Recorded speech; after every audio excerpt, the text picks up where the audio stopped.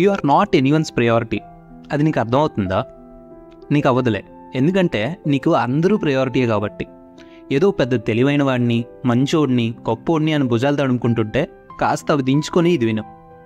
అదేదో నువ్వు సమాజాన్ని, అది నీ చుట్టూ ఉన్న జనాన్ని ఉద్ధరించడానికి పుట్టిన కారణజన్ముడు అయితే కాదు.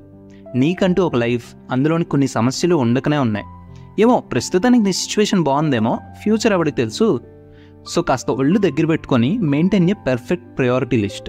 అందులో నీ health, core personal life, career, investments ఇలా అన్నిటికీ స్పేస్ ఇచ్చాక దెన్ నీ చుట్టూ వాళ్ళ గురించి ఆలోచించు.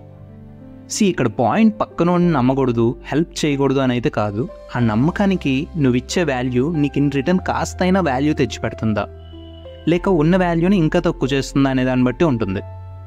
ఒక్కటైతే నిజం, ఇఫ్ నువ్వు మంచోడు అయితే you are the anyone's last priority. అది నీకు ఈ పాటిగా అర్థమై ఉండాలి. బట్ అర్థం కాకపోతే ఎవ్వడేం చేయలేడు.